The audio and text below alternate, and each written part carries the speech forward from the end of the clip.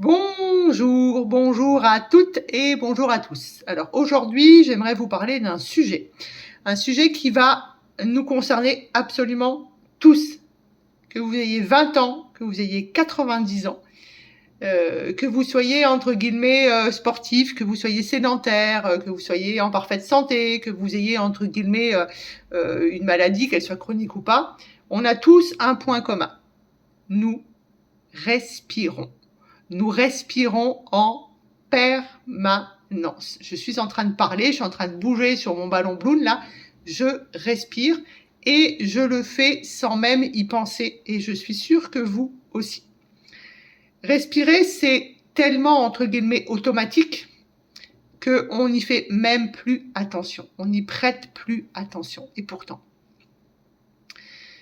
C'est probablement, en tout cas pour moi, l'une des fonctions la plus extraordinaire du corps humain. Vous savez que je suis amoureuse du corps humain. Alors on va prendre une seconde, là, tout de suite, et sans modifier votre respiration. Vous avez juste prendre le temps de l'observer, simplement. Est-ce que c'est ma poitrine qui bouge? Est-ce que c'est mon ventre qui bouge? Est-ce que je respire par le nez?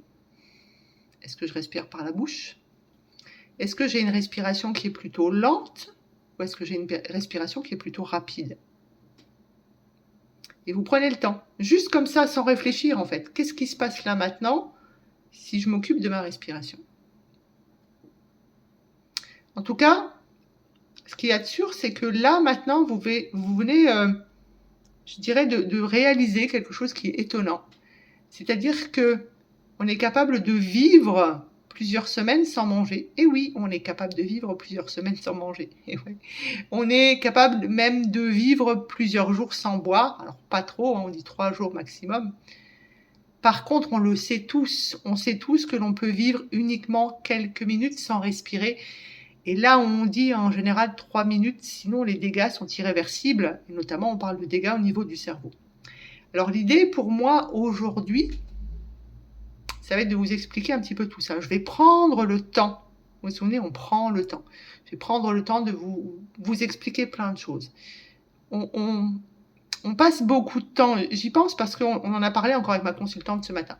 On passe beaucoup de temps à réfléchir à ce qu'on va mettre dans notre assiette, à ce qu'on va manger. On prend du temps à réfléchir sur nos compléments alimentaires. On prend du temps sur le sport que l'on va pratiquer. On prend du temps pour comprendre, pour réfléchir sur notre sommeil. Alors, évidemment qu'en tant que naturopathe, pour moi, c'est des piliers qui sont essentiels, bien sûr. Mais il existe un autre pilier, un pilier qui est gratuit, parce que oui, respirer, c'est gratuit. C'est disponible 24 heures sur 24, 7 jours sur 7. Et ça l'est depuis notre naissance. Et ben on l'oublie quasiment toujours. Cette respiration, quand je vous demande comment vous respirez, eh bien là, souvent, dans le cabinet, il y a un blanc. Avec mes poumons. Et là, comment vous venez de respirer? Le nez, la bouche, avec le thorax, avec le ventre. En tout cas, ce qu'on sait, c'est qu'on a une respiration à peu près tous les 4 secondes. Si je vous demande combien vous avez respiré aujourd'hui, combien vous avez fait de respiration, en sachant qu'une respiration, c'est inspirer, expirer. Donc l'air qui rentre et l'air qui ressort. Okay? Combien vous en avez fait aujourd'hui? Est-ce que vous savez? Est-ce que vous êtes capable de me dire? Est-ce que vous avez compté? Est-ce que vous avez réfléchi finalement à ça? On dit en moyenne qu'on respire entre 20 000 et 25 000 fois par jour. Vous voyez qu'il y a déjà 5 000 fois d'écart en fonction des gens et en fonction de la respiration. Ça veut dire quoi? Ça veut dire que si on fait du chiffre, ça fait 8 millions entre guillemets de respirations par an et ça fait à peu près 600 millions de respirations sur une vie. C'est une moyenne bien sûr, hein. Moi, je trouve que c'est des chiffres qui sont vertigineux. On est à 8 millions, on est à 600 millions, on est à quasiment 25 000 fois par jour. Et on n'y pense jamais, on n'y réfléchit jamais, en fait. Quand vous êtes en voiture, vous essayez toujours de de connaître la meilleure manière de conduire, et notamment si vous faites plusieurs milliers de kilomètres. Est-ce que vous faites la même chose avec la respiration? Est-ce que, entre guillemets, quelqu'un vous a appris réellement à respirer? Ou est-ce que finalement, on reste dans la supposition que ça fonctionne automatiquement, que, entre guillemets, tout va bien? Mais est-ce que respirer automatiquement, ça veut dire respirer efficacement? Ça, c'est vraiment une question que je voudrais que vous vous posiez pendant le temps de cette vidéo. C'est un peu comme, si on doit prendre une autre allégorie, comme marcher. On sait tous marcher, ok? Mais finalement, quand vous allez voir votre ostéopathe, votre kiné, votre podologue, par exemple, même votre médecin du sport, etc., eh bien, on est capable de vous dire que vous avez une mauvaise posture. Et pour la respiration, est-ce qu'à un moment, on pourrait dire que c'est la même chose? En tout cas, pour moi, la respiration, c'est un miracle permanent. Lorsque j'étais infirmière anesthésiste, et puis plus tard, aujourd'hui, entre guillemets, dans mon métier de naturopathe, de health practiqueur, j'ai toujours été fascinée par une chose. Je dis bien fascinée par une chose. Votre corps humain est une machine incroyable. Il travaille en permanence. Il est toujours en train de travailler sans aucune relâche. Il continue, entre guillemets, même pendant le sommeil profond. Il continue à faire quoi? Il continue, entre guillemets, de nous faire respirer.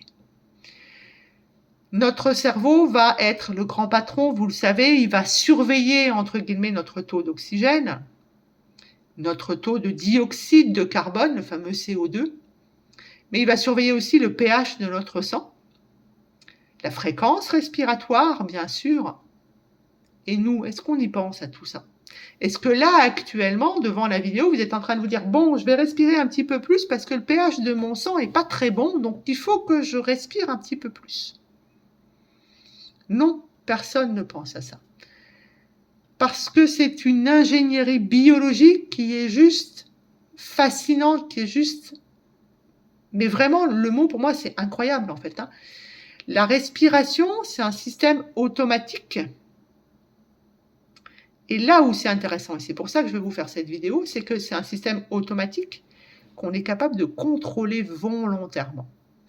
On ne peut pas décider d'arrêter notre digestion. On ne peut pas demander à notre foie de ralentir. On ne peut pas demander à notre pancréas, par exemple, de produire davantage d'insuline. Ça, on ne peut pas. Okay. En revanche, on peut choisir de ralentir notre respiration. On peut choisir d'allonger notre expiration. On peut choisir de respirer par le nez, de respirer par la bouche. Okay. Et ce choix-là qu'on va faire, il va immédiatement avoir un impact sur notre corps et il va envoyer un message à notre cerveau. Autrement dit, chaque respiration, c'est entre guillemets, on va dire, une conversation permanente entre notre corps et notre cerveau. Et cette conversation-là, vous vous souvenez que chez moi, on parle toujours de communication dans le corps. Et bien là, on a une communication dans le corps, on a une conversation entre le cerveau et le corps. Et bien, toutes les informations qui vont être amenées par la respiration vont influencer votre corps, vont influencer votre cerveau. Les deux sont liés, discutent en permanence. Notamment, on aura une influence sur le stress. On aura une influence sur la fréquence cardiaque. On aura même une influence sur la digestion avec la respiration. On aura une influence sur votre concentration et on aura une influence sur votre sommeil. Il existe une image, j'ai envie de dire, qui me touche, entre guillemets. C'est que notre vie, elle commence par une inspiration, okay, et elle se termine par une expiration, ce fameux dernier souffle. Et entre ces deux instants-là, entre notre première inspiration et notre dernière expiration, toute notre existence est rythmée par notre souffle, par notre respiration. Le premier cri d'un nouveau-né, c'est en tout cas quand on connaît parfaitement la physiologie du corps humain, c'est juste un véritable exploit. En fait, pendant toute votre grossesse, mesdames, les poumons du bébé ont été, entre guillemets, absolument pas dans une respiration à l'air. C'est le placenta qui faisait les échanges gazeux. Okay, le placenta, c'est ce qu'il y a autour du bébé, c'est ce qui va le nourrir, c'est ce qui va récupérer les déchets aussi. Donc, on apporte de l'oxygène et on sort du dioxyde de carbone, donc du CO2, par le biais de la circulation de la maman. Ça veut donc dire que quand on est enceinte, on a encore plus intérêt à être focus sur notre respiration. Et à la naissance, donc normalement, en quelques secondes, que ce soit par une césarienne ou par une voie basse, au moment où, entre guillemets, on va couper ce cordon-là, on va avoir nos poumons qui jusque-là étaient remplis de liquide, donc du liquide placentaire, qui vont se déployer et on va avoir nos premières alvéoles pulmonaires qui vont s'ouvrir. Et du coup, on va avoir une circulation du sang qui va se réorganiser dans notre corps, notamment on va fermer ce qu'on appelle le foramen ovale, et pour ceux qui font de la plongée, le fameux FOP, le fameux foramen ovale, qui peut être mal fermé et donner des problèmes, justement, quand on fait de la plongée sous-marine, nous amener des bulles là où on n'aimerait pas qu'il y ait des bulles. Donc notre foramen ovale et notre canal artériel vont commencer petit à petit à se fermer. Et en quelques instants, le nouveau-né que nous avons tous été va passer d'une respiration entre guillemets dite placentaire, donc liquide, à une respiration pulmonaire, et une respiration pulmonaire autonome. On ne dépend plus de notre maman. Donc, le premier cri, c'est pas seulement dire le bébé va bien. On est tous contents quand notre bébé crie rapidement à la naissance. Mais c'est pas que ça. C'est le signal que notre système respiratoire a pris le relais. Et lorsque notre vie s'achève, c'est notre dernier souffle qui va marquer, entre guillemets, la fin d'une extraordinaire aventure biologique. Et moi, je trouve ça fascinant, en fait. Et dans cette vidéo, je vais essayer de vous apporter un maximum d'informations pour que vous puissiez voir la respiration comme quelque chose de bien plus profond que juste ce qu'on pense. En gros, respirer, c'est pas juste apporter de l'oxygène, en fait. Si je vous demande, en fait, pourquoi vous respirez, dans mon cabinet, en général, on me dit, pour amener de l'oxygène. Oui, bien sûr qu'on amène de l'oxygène, entre guillemets. Mais j'ai envie de dire, c'est loin d'être une histoire aussi facile. Respirer, ça nous permet aussi, entre guillemets, d'éliminer donc le dioxyde de carbone, le CO2, mais vous allez voir l'intérêt du CO2 aussi. Ça nous permet donc de réguler le pH, donc d'avoir dans notre corps un équilibre. Vous vous souvenez que l'équilibre, c'est très important, l'homéostasie, le pH fait partie de l'homéostasie. Donc un équilibre acide-base dans notre organisme qui est ultra, ultra important. En tant qu'anesthésiste, ça c'est un truc, mais c'est presque la base de notre travail. Et d'ailleurs, quand on veut régler le pH des gens, parce qu'on leur a fait une gazométrie artérielle, souvent ici ou à la fémorale, eh bien, on va jouer avec la respiration, justement. Donc, c'est vraiment quelque chose que je connais très bien. Ensuite, cette respiration, elle va alimenter nos fameuses petites mitochondries en oxygène. Parce que l'oxygène est aussi indispensable que les nutriments pour fabriquer, entre guillemets, la monnaie énergétique de notre corps, c'est-à-dire l'ATP. Ensuite, cette respiration, elle permet de réguler le fameux système nerveux autonome qu'on appelle aussi système neurovégétatif. Ça, dans le cabinet en consultation, je vous en parle tout le temps. Mais cette respiration, elle permet aussi de faire travailler le diaphragme. Le diaphragme qui va être une pompe mécanique qui va vous permettre de favoriser le retour veineux et le retour lymphatique. Et il n'y a pas de pompe sur la lymphe, je vous le rappelle. Ça va mobiliser notre cage thoracique et donc du coup, ça va participer à une belle posture. Ça va permettre aussi de masser tous les organes, notamment tous ceux du tube digestif, à chaque fois qu'on va inspirer. Autrement dit, chaque respiration a bien plus d'influence qu'on ne le pense, et notamment pas que de l'influence sur nos poumons. Elle va concerner l'ensemble de notre organisme. Vous allez ainsi comprendre pourquoi, entre guillemets, c'est aussi important. Et je vais vous développer tout ça dans la vidéo. Je vais vous amener, on va dire, dans un voyage. Alors moi, un voyage que je trouve incroyable, on va voir si à la fin de la vidéo, vous trouvez toujours ça incroyable. On va essayer de suivre un peu la molécule d'oxygène, on va essayer de voir un peu tout ce qui se passe dans notre corps, tout ce qui tourne autour de la respiration. Donc pour ça, j'ai un plan que j'ai devant moi et je vais suivre le plan pour éviter d'oublier quelque chose puisque la respiration, c'est la base de toute prise en charge de l'hygiène de vie. Alors, chaque respiration, c'est une chaîne d'événements. Okay, c'est comme la digestion, c'est une chaîne d'événements. Ben, la respiration, c'est la même chose. C'est bien plus simple que quelque chose de réflexe, entre guillemets. Ça nous permet déjà de vivre seconde après seconde, mais surtout, ça va nous permettre, par ce chemin extraordinaire, de nous faire de l'ATP. Et donc, la première étape que j'ai envie de vous partager dans ce voyage extraordinaire dans notre corps humain, c'est l'entrée dans le corps, et l'entrée dans le corps qui va se faire par le nez, et donc le rôle essentiel du nez. Donc, dans l'air, on est d'accord, on a de l'oxygène. Elle va rentrer dans notre organisme par le biais du nez. Okay ? Elle devrait en tout cas rentrer dans notre organisme par le nez. Et ça, c'est un détail qui pour moi ne l'est pas. C'est quelque chose d'essentiel. Le nez, il est là parce qu'il va avoir un rôle important dans ce passage d'air. C'est un organe de protection, c'est une porte d'entrée et à chaque porte d'entrée, on a tout ce qu'il faut pour protéger notre organisme. Le non-soi qui arrive dans le soi. Okay ? Donc, lorsque vous inspirez par le nez, l'air va être filtré parce que dans le nez, on a des poils. Alors, chez les femmes, on les voit un petit peu moins, chez les hommes, on les voit un petit peu plus. Mais on a aussi du mucus, ce fameux mucus qui peut vous boucher le nez lorsque vous êtes malade. Et pourquoi il vous bouche le nez? Parce que vous fabriquez plus de mucus, parce qu'il y a énormément de choses à évacuer dans votre nez.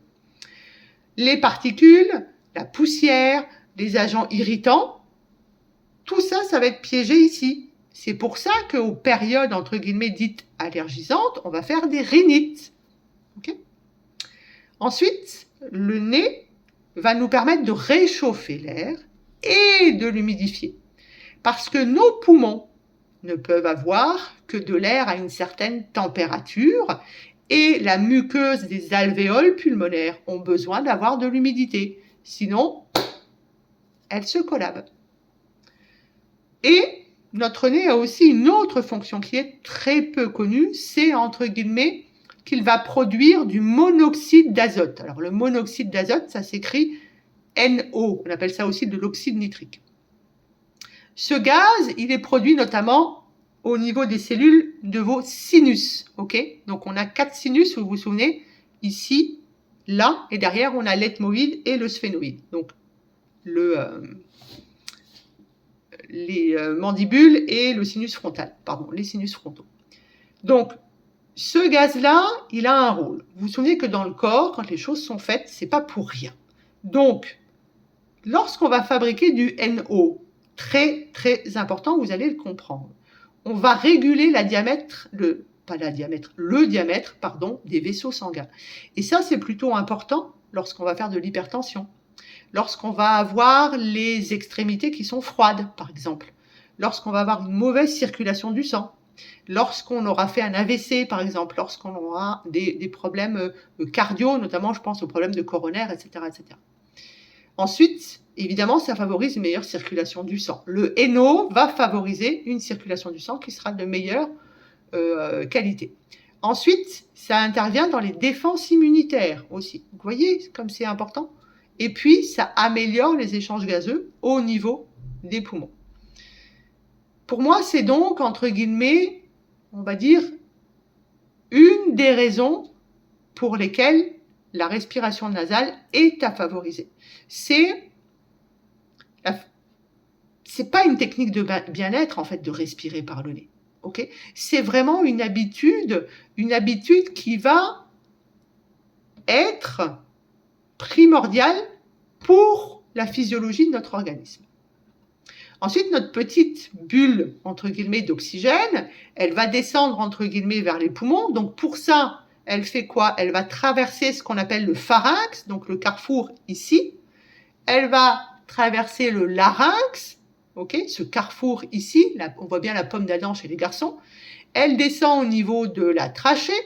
Et après, elle va, entre guillemets, se diviser dans des bronches, une à droite, des bronches à droite, des bronches à gauche, et ces bronches-là vont petit à petit, entre guillemets, devenir de plus en plus petites, et la finalité au bout, c'est un sac qu'on appelle l'alvéole pulmonaire.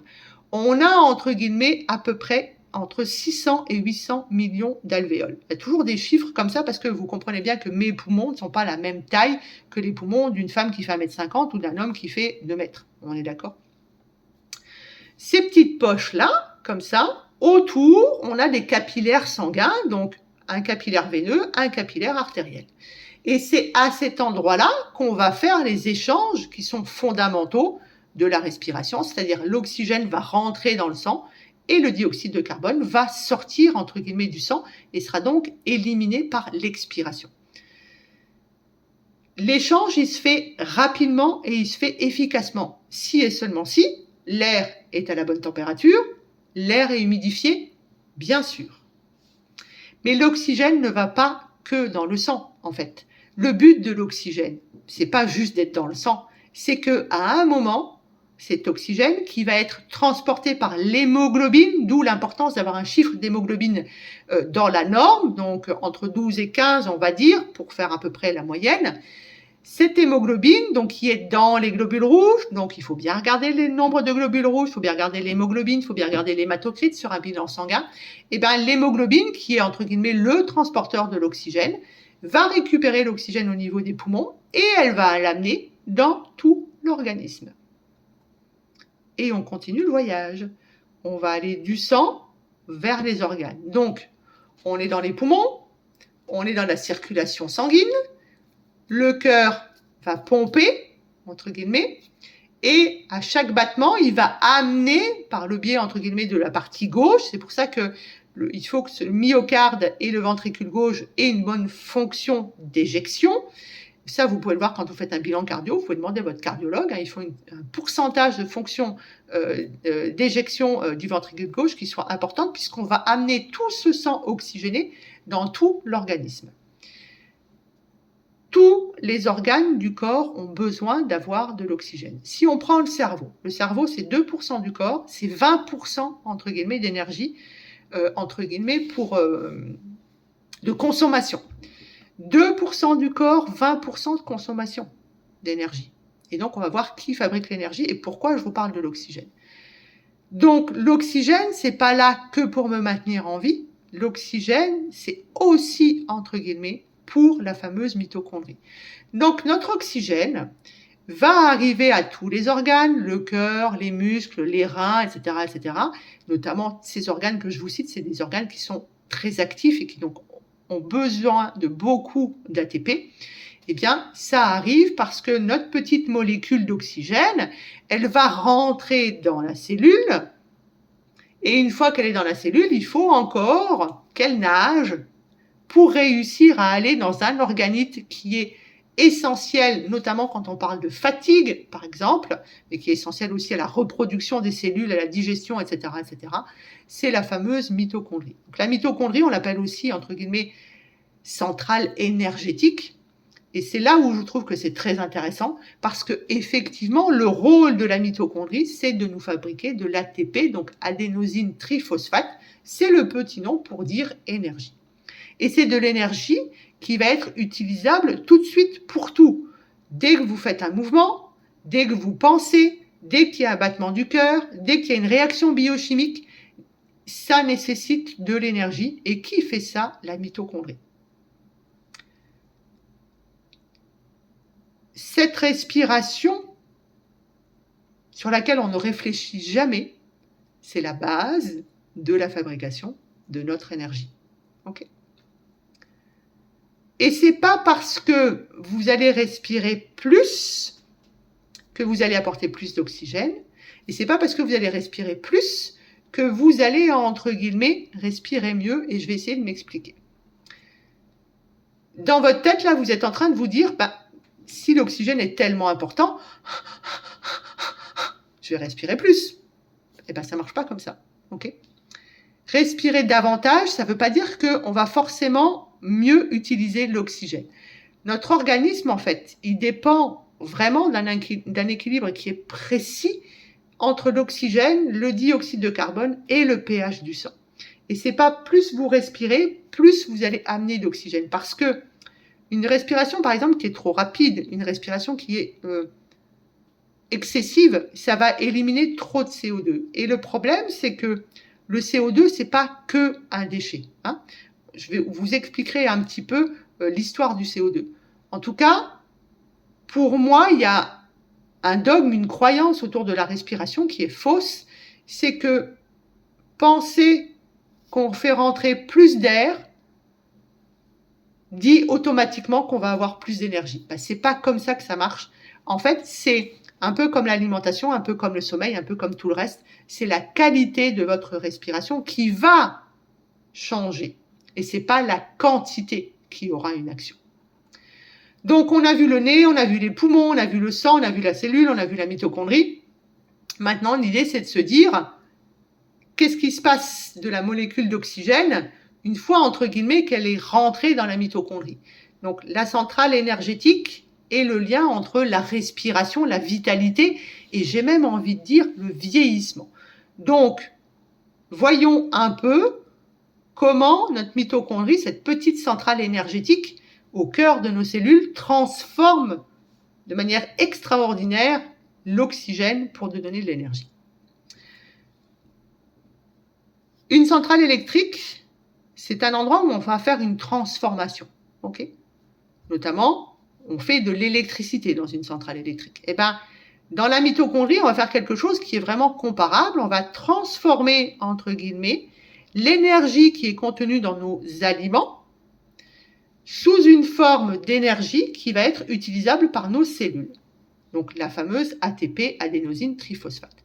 Cette petite batterie, qui va être rechargeable, donc très intéressant, va permettre à vos muscles de se contracter. Donc si vous avez des difficultés à faire de la musculation, si vous avez des crampes, si vous perdez votre muscle, si vous avez des problèmes de cœur, puisque le cœur va battre, entre guillemets, grâce à ce qui se passe dans la mitochondrie.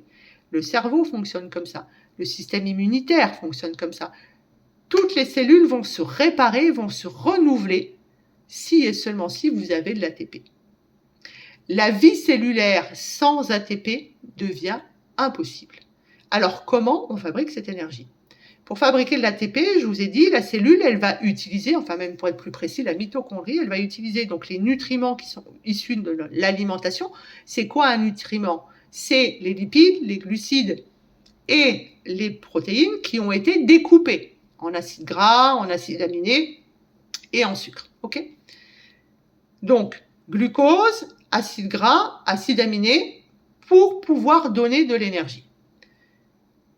Ça, entre guillemets, ça va progressivement être dégradé. Attention, on va faire un petit peu de biochimie pour fournir des électrons.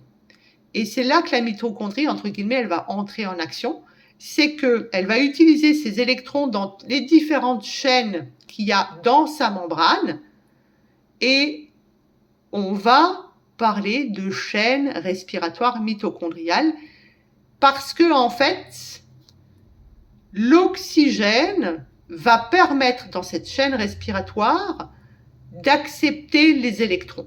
Donc c'est un peu compliqué, mais en tout cas, ce qu'on se dit, c'est que même si on a une bonne alimentation, même si on a une bonne digestion, si on n'apporte pas de l'oxygène, parce qu'on a respiré par le nez, la mitochondrie va pas être capable de fonctionner correctement et donc d'accepter les électrons. Et donc, vous allez avoir de l'ATP qui va de plus en plus diminuer. Vos cellules vont manquer d'énergie. Alors, pourquoi certaines personnes sont fatiguées alors qu'elles respirent normalement ? C'est une question intéressante. Je respire, donc normalement mes cellules reçoivent de l'oxygène, donc normalement je devrais avoir de l'énergie. Ok ? Mais biologiquement, c'est beaucoup plus subtil que ça. Il faut plusieurs étapes, entre guillemets, pour fabriquer de l'énergie. Le fonctionnement de la mitochondrie, c'est ultra compliqué. Déjà, quand je vous dis en général le mot cycle de Krebs, vous me faites des yeux comme ça. Okay ? L'idée, c'est pas de le comprendre par cœur, c'est que, il faut qu'il y ait assez d'oxygène dans l'organisme. 2, il faut que l'oxygène soit bien transporté dans le sang. Donc, hémoglobine, hématocrite, blablabla, tout ça. Il faut que ça soit bien distribué au tissu. Okay ? Et ensuite, il faut que la mitochondrie puisse l'utiliser efficacement.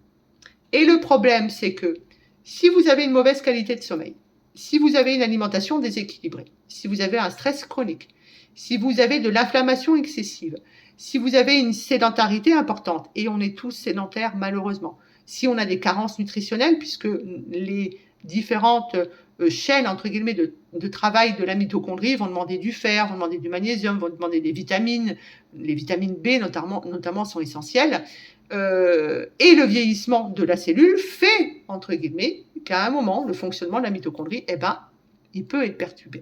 Donc, avoir de l'oxygène de disponible, c'est bien, mais si on a tout le reste là, ça marche pas. Et puis, la mitochondrie, entre guillemets, elle subit le vieillissement. Ça, on est de nouveau dans la biologie. Avec l'âge, en fait, on a des mitochondries qui sont de moins en moins efficaces. C'est-à-dire, en gros, un peu, elles rouillent, elles fonctionnent un peu moins bien. Comme nous, un peu, quand, entre guillemets, on vieillit, on est un poil moins efficace. On le voit très bien dans le monde du travail, même si je pense que c'est pas vrai. En tout cas, notre mitochondrie, elle vieillit et donc elle produit moins d'énergie. Et donc, elle va faire de plus en plus, entre guillemets, de ce qu'on appelle des radicaux libres. Et les radicaux libres, c'est pas que nos ennemis. Okay ? Les radicaux libres, ils vont être utiles, notamment au système immunitaire. Par exemple, vous savez que dans le corps, tout se recycle, on utilise tout, c'est un grand radin. Donc, c'est important dans la communication cellulaire, c'est important dans l'adaptation. Le problème, c'est que, de nouveau, si on casse l'équilibre, c'est-à-dire qu'on va avoir beaucoup trop, entre guillemets, de radicaux libres et pas assez d'antioxydants, les radicaux libres c'est de l'oxydation, et bien là on va être ce qu'on appelle en stress oxydatif. On va avoir des mitochondries qui sont moins efficaces, donc qui nous donnent moins d'ATP, par contre qui nous donnent beaucoup plus de déchets. Un déchet qui peut être utile, mais quand il y en a trop, c'est comme tout, il y a trop de déchets. Et ça, je suis sûre que vous voyez de quoi je parle. Donc, l'équilibre de notre corps passe, entre guillemets, par la production d'énergie efficace au niveau de nos mitochondries. Alors, si on se dit respiration, sport, adaptation de mitochondries, comment ça se passe ? Lorsqu'on fait une activité physique régulière, et j'insiste sur le mot régulier, on va développer nos muscles. C'est bien parce qu'on est régulier qu'on développe nos muscles. On va donc entraîner nos mitochondries. De la même manière que vous entraînez votre corps, vous allez entraîner vos mitochondries. L'exercice, en fait, ça va stimuler quelque chose qui est très important, c'est la création de nouvelles mitochondries. Entre guillemets, on appelle ça la biogénèse mitochondriale. Parce que la mitochondrie, ça naît, ça travaille, ça meurt. Et donc, avec l'activité physique, on a une chance incroyable, c'est qu'on va être capable de favoriser la fabrication de mitochondries. Ça permet aussi d'améliorer leur efficacité, c'est quand même bien intéressant. Et puis, ça nous permet, pour la même dose d'ATP, d'énergie, d'utiliser beaucoup moins d'oxygène. C'est là où c'est intéressant, l'activité physique. Donc, c'est une des raisons pour lesquelles on doit faire de l'activité physique adaptée à nous-mêmes, parce que ça va nous donner un entraînement cellulaire. Donc, on bouge, parce qu'à chaque fois qu'on bouge, on apprend, entre guillemets, à notre cellule à mieux utiliser l'énergie. Ensuite, je vous parlais du cerveau. Donc, le cerveau, je vous ai dit, 2% du corps, à peu près 20% de besoin d'énergie. Ça, c'est quand notre organisme est au repos.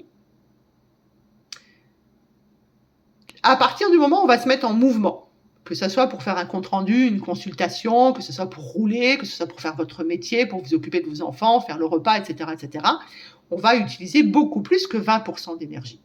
Et donc, à partir du moment où on a moins d'oxygène, on a une digestion qui marche par une mitochondrie qui ne fait pas son travail, on va tout de suite, très rapidement, ressentir une baisse de concentration. on va ressentir de la fatigue mentale. D'ailleurs, vous êtes beaucoup à me dire, je ne suis pas forcément fatigué physiquement, je suis fatigué mentalement. On va avoir des difficultés à maintenir sa concentration.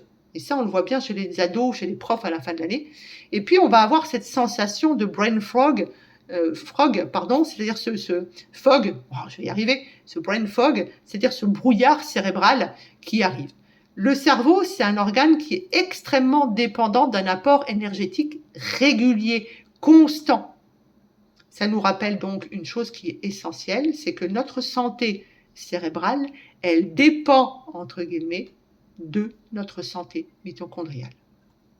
Et si on doit faire le lien entre la mitochondrie et la nutrition, je ne parle pas de diététique, de nouveau, je parle de nutrition, et même si je vous parle de respiration, que c'est le titre de cette vidéo, évidemment que la mitochondrie, si on veut qu'elle fonctionne correctement, il faut des bons nutriments, il faut qu'ils soient disponibles, il faut qu'il y ait les micronutriments qu'il faut pour aider toutes les actions enzymatiques, et il faut qu'on ait un équilibre entre activité et récupération. Un équilibre entre stress et zénitude. Donc, on est de nouveau dans une idée, pour moi, fondamentale de l'hygiène de vie. Ça s'appelle l'équilibre, l'homéostasie. Et cet équilibre, cette homéostasie, va dépendre donc du sujet de cette vidéo, la respiration, mais va dépendre, vous l'avez déjà compris, du mouvement, de l'alimentation, du sommeil, bien sûr, de la gestion de votre stress, de l'exposition à la lumière naturelle. Tout ça, c'est un ensemble, c'est une cohérence qui va vraiment faire la différence. Je vais donc vous demander, puisque ça fait plus de 35 minutes que vous m'écoutez, tout simplement de vous observer. Vous allez mettre une main sur votre poitrine et vous allez mettre une main sur votre ventre. Et juste vous regardez ce qui se passe. Est-ce que vous respirez juste en haut? Il n'y a que les poumons qui se lèvent. Est-ce que votre ventre fait des mouvements? Est-ce que finalement il bouge? Est-ce qu'il rentre? Est-ce qu'il sort? L'idée, c'est pas de forcer. De nouveau, on pose juste les mains et on regarde.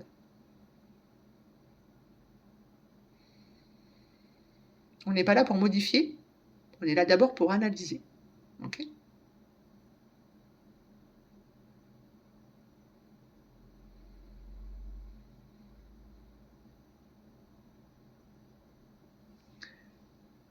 On a vu que respirer permet d'apporter de l'oxygène, mais que l'oxygène ne suffit pas. Okay? Je vous ai parlé il y a quelques secondes du CO2. Pour moi, le CO2, c'est le grand oublié de la respiration. Ce gaz-là, il est indispensable à notre santé. C'est un peu comme l'histoire du cortisol. En fait, on dit toujours le cortisol, c'est notre pire ennemi, alors que c'est pas vrai. Si vous n'avez pas de cortisol, vous ne pouvez pas vous lever le matin. Dans les gaz, c'est un peu pareil. L'oxygène, entre guillemets, c'est le gentil policier, et le CO2, c'est le mauvais gaz, c'est le déchet. Pour moi, ça, c'est une vision qui est incomplète. C'est très loin de la réalité. Pour moi, la réalité de la respiration et du CO2, c'est bien plus fascinant que ça. Le CO2, c'est bien plus qu'un produit qui est à éliminer. C'est vraiment une molécule qui est essentielle à notre organisme. Sans CO2 qui est correctement régulé, votre oxygène va circuler beaucoup moins efficacement dans vos tissus. C'est surprenant, mais je vais essayer de vous l'expliquer entre guillemets un peu de manière facile. Donc, de manière permanente, notre organisme va fonctionner dans un équilibre, je vous l'ai dit, et un équilibre qui est très précis. C'est là où moi je suis en admiration devant le fonctionnement de notre corps. On va inspirer et on va faire rentrer de l'oxygène. On va expirer, on va faire partir du CO2. Ok ? Ça, c'est un cycle qui est indispensable. Nos cellules utilisent l'oxygène pour faire de l'énergie dans la mitochondrie. Ok ? Cette production de la mitochondrie va nous créer de l'eau, H2O, qu'on va éliminer dans les urines, qu'on va utiliser, va nous créer aussi du CO2 qui repartira donc par les poumons. Mais le CO2, il a une autre fonction ultra importante, c'est justement la régulation du fameux pH du sang, potentiel hydrogène. Notre sang, il doit rester en permanence, et là c'est l'anesthésiste qui vous parle, dans une zone ultra étroite, qui doit être ni trop acide, ni trop basique. On dit entre 7,35 et 7,42.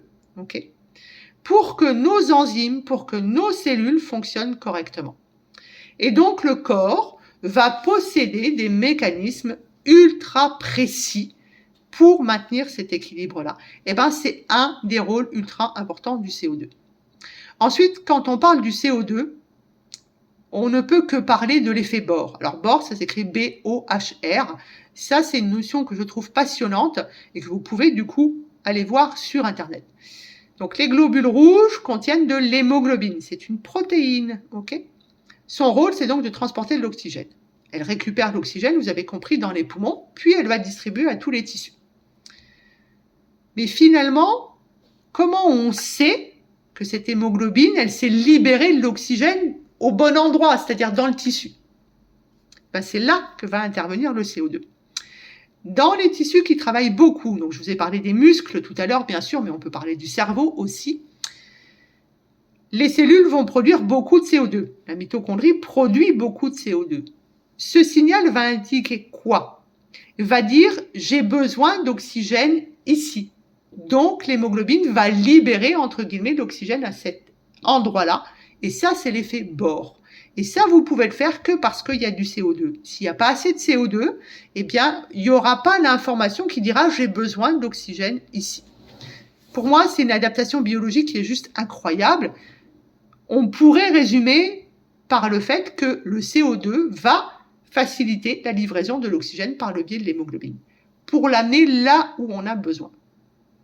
Et c'est là où on peut comprendre qu'en fait, respirer trop rapidement peut être contre-productif parce que lorsqu'on a une respiration qui est rapide, lorsqu'on a une respiration qui est superficielle, lorsqu'on est stressé, lorsqu'on est anxieux, lorsqu'on fait du télétravail de manière prolongée, lorsqu'on est en tension émotionnelle, en fatigue, etc., eh bien, on va se rendre compte que on va soupirer, que on va prendre des grandes inspirations parce qu'on va chercher à remplir nos poumons. Et c'est pas parce qu'on manque d'oxygène, c'est tout simplement parce que on va éliminer trop rapidement notre CO2. On va faire ce qu'on appelle de l'hyperventilation sans s'en rendre compte et du coup, on va avoir un problème de gestion, entre guillemets, de dépôt de l'oxygène au bon endroit. Lorsque l'on va hyperventiler, donc, et on s'en rend pas compte, ou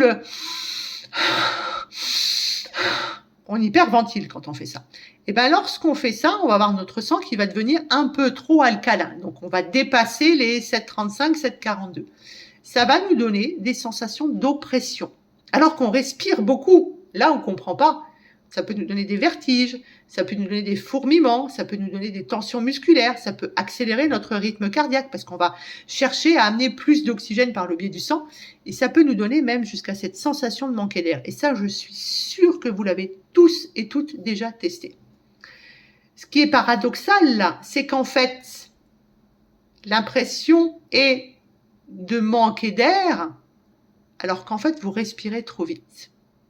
Et là, on est dans un cercle vicieux parce que le stress va donner une respiration rapide, ça va donner de l'inconfort, ça va donner de l'inquiétude et on va encore plus perturber notre respiration. Donc l'idée maintenant, c'est de se dire comment je fais pour respirer mieux avec du coup moins d'efforts et plus d'efficacité. Une respiration physiologique. On est dans la physiologie du corps. Là. Généralement, c'est quelque chose qui est silencieux, c'est quelque chose qui est régulier, c'est quelque chose qui est nasal, c'est quelque chose qui est lent, c'est quelque chose qui est avec une expiration qui est douce, et c'est quelque chose qui va utiliser mon diaphragme. Le but, c'est pas de respirer et remplir nos poumons d'air. Le but, c'est d'être capable d'amener au corps quelque chose que l'on va utiliser de manière efficace. C'est pas parce que c'est plus entre guillemets, que c'est forcément mieux. C'est ça que je veux que vous entendiez. L'équilibre, c'est la clé, mais comme tout le temps dans notre corps humain. Donc, deuxième expérience. La première, on va, et prendre une grande inspiration par la bouche. Et là, si on a une montre connectée, on peut regarder notre rythme cardiaque, on peut essayer de voir nos sensations, on peut essayer de voir notre tension musculaire.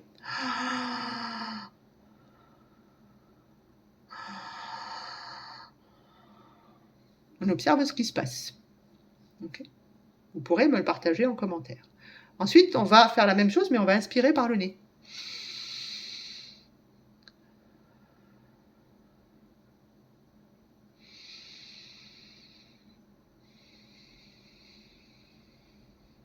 Et là, on va observer la différence. Et je peux vous dire que votre corps ne reçoit pas du tout le même message.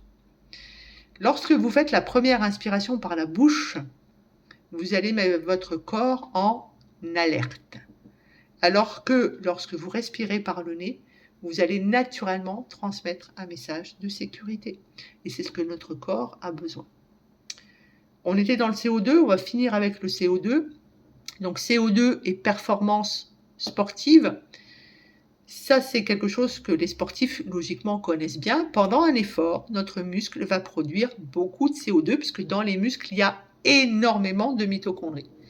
Et bien ce CO2 va participer à une adaptation locale, c'est-à-dire qu'il va augmenter le débit sanguin, il va donc permettre, vous l'avez bien compris, une meilleure délivrance de l'oxygène et surtout, il va permettre une adaptation énergétique. Et donc, on va dire les athlètes, les sportifs de haut niveau, s'entraînent d'ailleurs sur leur capacité respiratoire. Pas seulement pour faire rentrer plus d'oxygène, mais pour beaucoup mieux gérer les échanges gazeux dans le corps. Donc, votre performance au sport, elle va dépendre aussi de comment vous allez utiliser votre oxygène et comment l'oxygène va être apporté. Aujourd'hui, entre guillemets, on est un peu new age. La respiration, c'est devenu très populaire. Alors, c'est bien que ça soit devenu très populaire. Par contre, on fait et on dit un petit peu n'importe quoi. Okay. Donc, l'idée, pour rester en santé, vous vous souvenez, c'est ce que j'essaye de partager, c'est d'avoir du discernement. Si on peut l'expliquer physiologiquement, ça fonctionne. Donc, les exercices respiratoires, c'est pas moi qui vais dire le contraire, c'est ultra, ultra intéressant. Cependant, il n'y a pas une personne qui peut dire ça me va, donc ça va t'aller à toi. Lorsque l'on va présenter des techniques de respiration, il faut vraiment bien connaître la personne et se dire tiens, celle-ci ou celle-ci ou celle-ci, ça va lui convenir. Okay. Ensuite, il y a certaines techniques qui peuvent être un peu intenses et qui peuvent être apporter, j'ai envie de dire, des sensations ultra désagréables pour votre corps et donc pour la personne. Et puis évidemment, si vous avez des problèmes respiratoires, je pense à la dame d'hier qui faisait de l'asthme, eh bien, on va faire attention aux exercices qu'on va choisir pour éviter d'avoir ces sensations. Je pense notamment aux gens aussi qui ont un plexus qui est bloqué parce que les gens sont comme ça. Eh bien, il y a des exercices de respiration qui ne seront pas, entre guillemets, conseillés. Donc, on a vu l'oxygène qui rentrait par là, on a vu les poumons, ok ? Maintenant, on va parler de notre fameux diaphragme. Le diaphragme, pour moi, j'ai envie de dire, c'est le chef d'orchestre que malheureusement, on oublie pour notre santé. C'est un muscle, entre guillemets.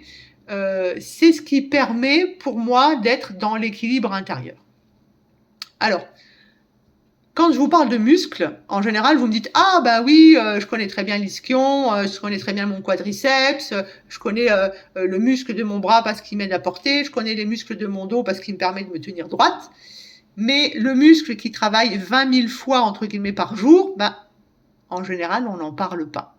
Ce muscle qui permet de séparer la cage thoracique, donc ici, de mon abdomen, on n'en parle pas. Et pourtant, ce muscle-là, il va influencer notre respiration, mais aussi notre posture, notre digestion, notre circulation du sang et surtout notre détente nerveuse.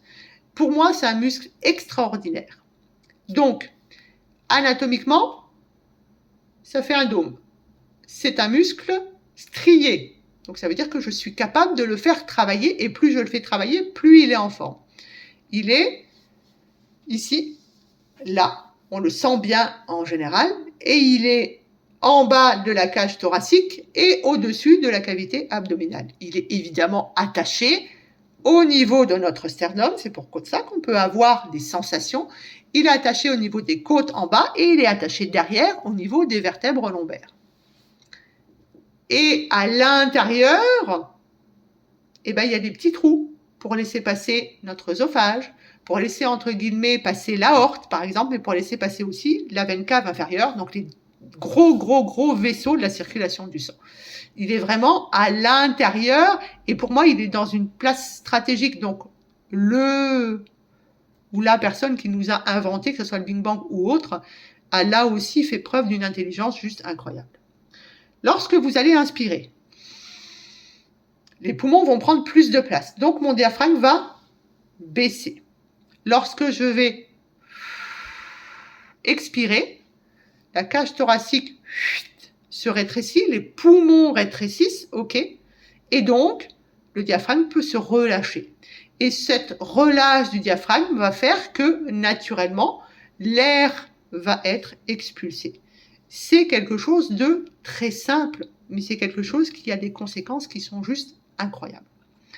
Donc l'idée, c'est de retrouver un mouvement naturel sur notre diaphragme qui est bloqué chez, allez, on va dire, faire la Marseillaise, 90% des personnes. Quand vous observez un bébé, sa respiration, elle est naturellement abdominale. Si vous prenez le temps, notamment quand il dort, vous allez voir que son ventre, il monte et il descend. Parce que son diaphragme, il est complètement libre, il est attaché nulle part. Et lorsqu'on va regarder un adulte qui va, entre guillemets, subir le stress, qui va être assis, qui va être anxieux, qui va manquer de mobilité, qui va avoir des tensions musculaires, eh bien, comment on va respirer? Ici. On va respirer dans les épaules, comme on dit en médecine chinoise. On a une respiration qui monte de plus en plus, qui est thoracique, qui est même, voire, entre guillemets, scapulaire. Donc, on va utiliser ce qu'on appelle les muscles accessoires de la respiration et quasiment plus le diaphragme.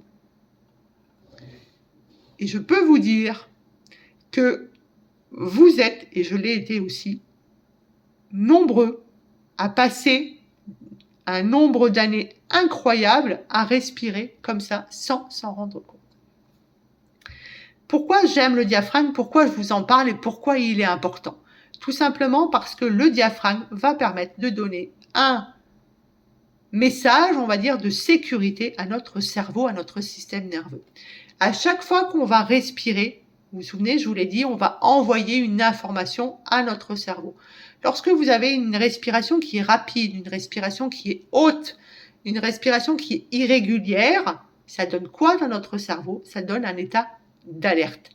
À l'inverse, lorsque vous avez une respiration qui est lente, qui commence par le nez, je vais vous expliquer pourquoi qui commence par le nez, qui est diaphragmatique, et bien là, vous allez envoyer l'information pour une activité parasympathique.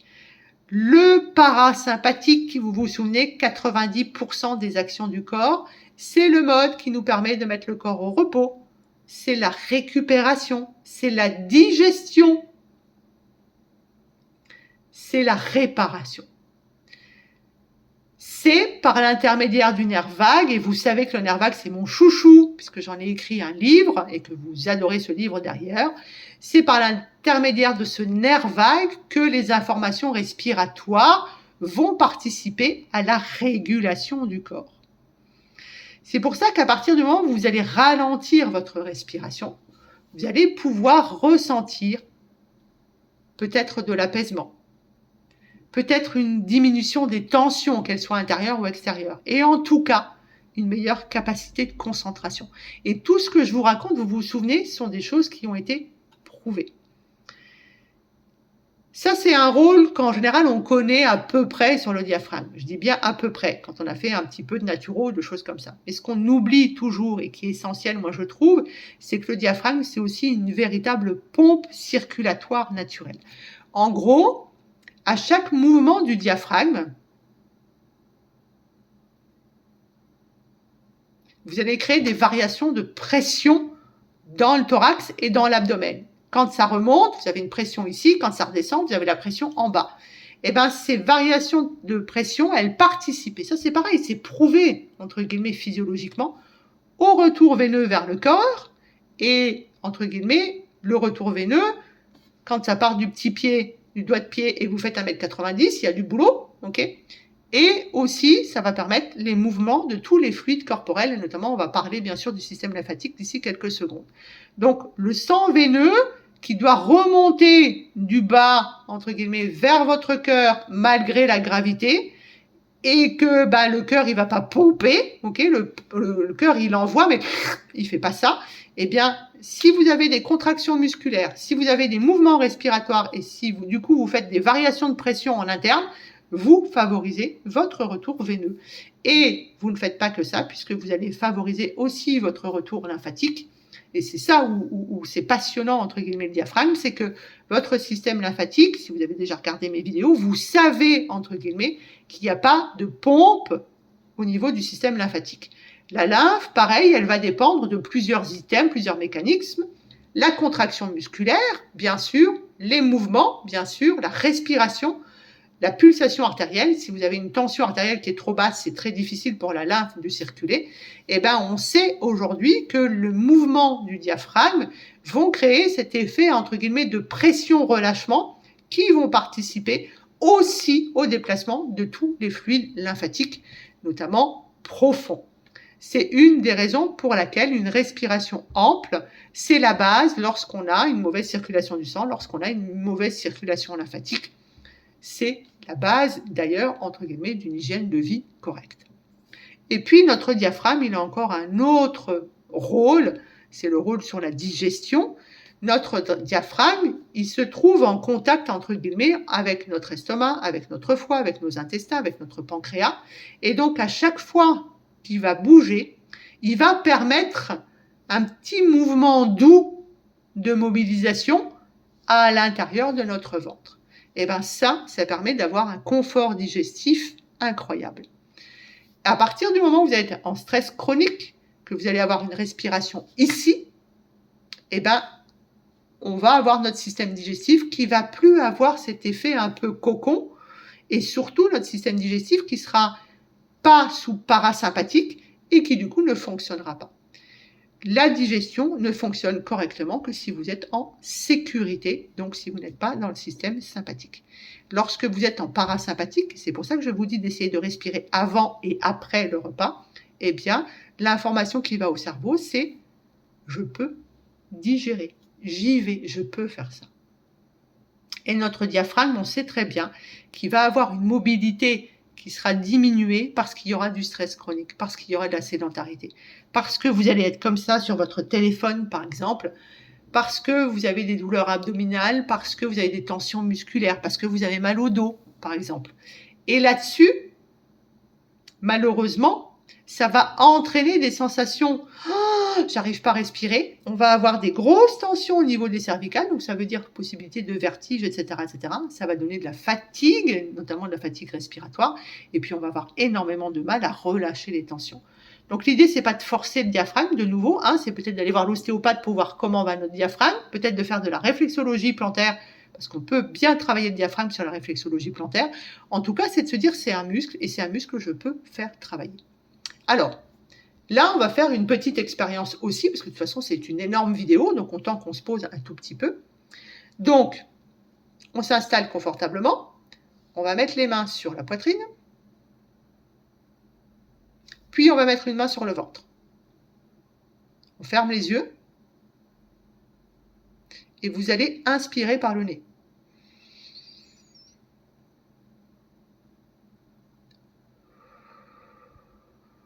On expire lentement. On n'est pas en train de chercher à faire rentrer plein d'air. On fait juste, on est dans la douceur, dans la fluidité. On n'est pas là pour contrôler, on est juste là pour retrouver une respiration naturelle. Et donc, la main sur le ventre va nous montrer que petit à petit, en fait, on est capable, quand on n'y pense pas, quand on laisse faire le corps, à revenir à un équilibre où le diaphragme va jouer, entre guillemets, son rôle de muscle extraordinaire. il travaille jour et nuit lui aussi. Donc ça serait peut-être bien qu'on soit sympa avec lui et qu'on pense un petit peu à lui. Ensuite, on va parler du nez. Je vous ai parlé du nez entre guillemets parce que c'est important d'inspirer par le nez, parce que je vous ai parlé du rôle immunitaire du nez, mais c'est bien plus que ça en fait. On peut dire nez, respiration, cerveau, émotion. Notre nez, pour moi, c'est une interface biologique. En gros, c'est bien plus qu'un organe sensoriel. C'est quelque chose qui nous permet d'être en relation avec notre environnement, avec notre système respiratoire, avec notre système immunitaire, avec notre circulation et surtout avec notre cerveau. En fait, à chaque fois que vous inspirez par le nez, vous allez naturellement apporter des informations à votre organisme. Respirer, pour moi, c'est percevoir quelque chose. Alors, on l'a dit, hein, c'est une barrière de protection parce que l'air va arriver un petit peu moins vite. Hein. C'est sûr qu'ici, c'est un petit peu plus petit que là. Et encore, il y a des gens qui ont une plus grande bouche que moi.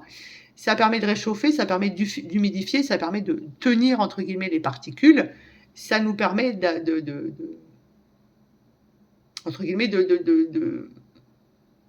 d'avoir un mucus qui fait son job. C'est une ligne de défense, mais ça contient aussi des enzymes de protection, des molécules antimicrobiennes et des cellules immunitaires. Vous savez, ces petits cils microscopiques que l'on a à l'intérieur du nez. Mais le nez aussi, je vous l'ai dit, il produit du monoxyde d'azote. Et le monoxyde d'azote, je vous l'ai dit, mais je le répète, ça permet d'avoir un meilleur tonus sur les vaisseaux sanguins, ça permet d'augmenter les défenses microbiennes et ça permet surtout d'influencer les échanges gazeux. Donc ça, c'est important. Les rappels, on a déjà parlé du nez. Mais n'oublions pas que le nez et le cerveau, c'est surtout une voie olfactive. C'est-à-dire qu'en gros, l'odorat, c'est un sens particulier. En fait, lorsque l'on va détenir une odeur, les molécules odorantes, elles vont stimuler des récepteurs, dans notre muqueuse olfactive. Et les informations vont ensuite être envoyées par le biais du nerf olfactif, où ça? Dans notre mémoire, dans notre cerveau limbique. Donc, la voie olfactive, c'est une voie qui sera automatiquement impliquée dans notre mémoire, dans la gestion de nos émotions, mais aussi, on va dire, dans certains comportements instinctifs. En gros, vous faites quelque chose, vous avez l'habitude, je me bouche le nez parce que je sais que la dernière fois, ça s'est passé comme ça. C'est pour ça qu'entre guillemets, une odeur, que ce soit une odeur de gâteau, que ce soit un parfum, que ce soit l'odeur de la mer, par exemple, ça peut tout de suite nous ramener un souvenir d'enfance. Et ça se fait en fractions de secondes. Et c'est grâce au nez, ça. D'où l'importance d'aller amener des informations dans notre cerveau limbique. Plus vous allez avoir une respiration nasale, plus vous allez influencer votre système nerveux parce qu'on va avoir une respiration qui est bien plus régulière, on va avoir une meilleure perception de notre souffle et surtout, on va être dans un mécanisme qui va amener le calme. Le rythme respiratoire, c'est la base pour avoir un système nerveux autonome qui est en équilibre. C'est ce qui permet vraiment d'être en sécurité. Et on peut dire que dans le monde actuel, on n'est pas vraiment en sécurité. Notamment la nuit. Vous êtes beaucoup à avoir des troubles du sommeil. Et dans le sommeil, évidemment, on lâche prise. Et donc, notre corps va respirer comme on lui a appris dans la journée. Quand vous respirez par la bouche, et pour savoir si vous respirez par la bouche, c'est pas difficile, hein, vous avez la bouche qui est sèche, vous ronflez, vous avez un sommeil qui est moins réparateur et en général, vous avez de la salive qui fait des taches sur votre taille d'oreiller. Eh bien, on va apprendre de plus en plus dans la journée à respirer par le nez et comme ça, la nuit, on respirera par le nez et on n'aura pas tous ces risques-là. Alors, en dehors de l'apnée du sommeil, bien sûr, ça, c'est autre chose. En tout cas, l'idée, c'est pas de vous faire culpabiliser parce que vous respirez par la bouche. C'est juste d'essayer de vous faire comprendre pourquoi c'est mieux de respirer par le nez. Et pourquoi on a tendance aujourd'hui, d'ailleurs, à respirer par la bouche. Même les cardiologues, aujourd'hui, font très attention à ça. Parce que on a plus de pollution, parce qu'il y a plus d'énergie, parce qu'on a un chauffage qui assèche l'air ou la clim qui assèche l'air. On est plus sédentaire et on a des postures qui sont plus devant nos écrans. Vous voyez, là, ça fait 1 heure que vous êtes devant votre écran, vous avez peut-être une posture un petit peu comme ça. Et donc, tout ça, ça nous apporte une petite congestion nasale qui fait que le plus simple, entre guillemets, c'est d'aller sur une respiration buccale. C'est ce qu'on appelle une adaptation du corps. Mais c'est la première étape pour faire que le nez ne fasse plus son travail, qui fonctionne beaucoup moins bien. Donc, pareil, fermez votre bouche. Donc moi, je ne vais pas pouvoir parce que je vais vous accompagner par la parole, mais fermez votre bouche. Et respirez par le nez. Quelques secondes juste. Prenez le temps de sentir la température de l'air qui passe dans le nez, de penser un peu, d'imaginer cette sensation de filtration. Et vous allez voir que ça ralentit le souffle. Et vous pouvez faire la même chose par la bouche. Et vous allez voir que de nouveau, ça va être différent et qu'on va envoyer surtout des messages différents. Donc oui, le nez, ça filtre, ça humidifie, c'est un protecteur immunitaire, mais c'est pas que ça. C'est aussi un organe qui est tout de suite relié au niveau de notre cerveau. Maintenant, on va parler respiration, cerveau, cortisol et en gros, comment notre souffle va dialoguer avec notre système de stress.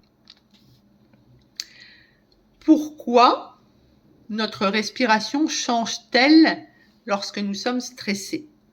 Et surtout, pourquoi pouvons-nous utiliser notre respiration, notre nez, nos poumons, notre diaphragme, pour envoyer un message différent à notre organisme?